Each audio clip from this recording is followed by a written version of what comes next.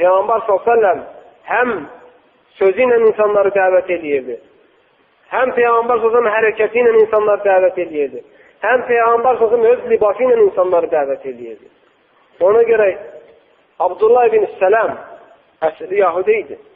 Peyğəmbər s.ə.v-in danışığına görə İslam'a gəlmədi. Abdullah ibn Sələmin İslam'a gəlməsinin səbəbi Peyğəmbər s.ə.v təvazükar hərəkəti idi. Peyğəmbər s.ə.v təvazükarlığı idi. Ona görə başqa ölkədən Peyğəmbər s.ə.v tanımayan birisi gəlib sahabələrin içində axtarsa, Peyğəmbər s.ə.v görsə tanımırdı. Peyğəmbər s.ə.v fərqlənmirdi sahabələrdən. Gəlib soruşurlar ki, Məhəmməd sizin içinizdədirmi? Sallallahu aleyhi ve sellem. Deyirlər, bəli, budur.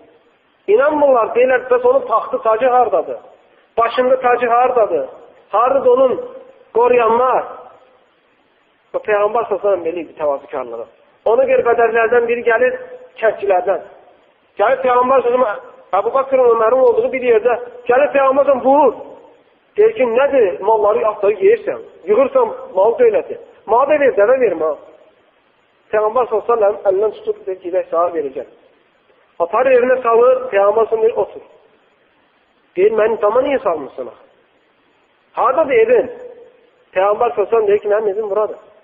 Altında yuxarıda bir həsir, başınca da qoyun dərsi, iki də xurma yarpağı. Peyğəmbər s.ə.v deyir, bu sənin evindir. Deyir, bəli.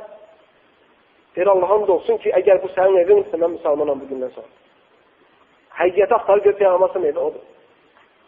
Peyğəmbər s.ə.v belə təvazükar idi. Peyğəmbər s.ə.v belə qəlbi yumuşaq idi. Heç kəsə qarşı təkəbbürlü eləmirdi.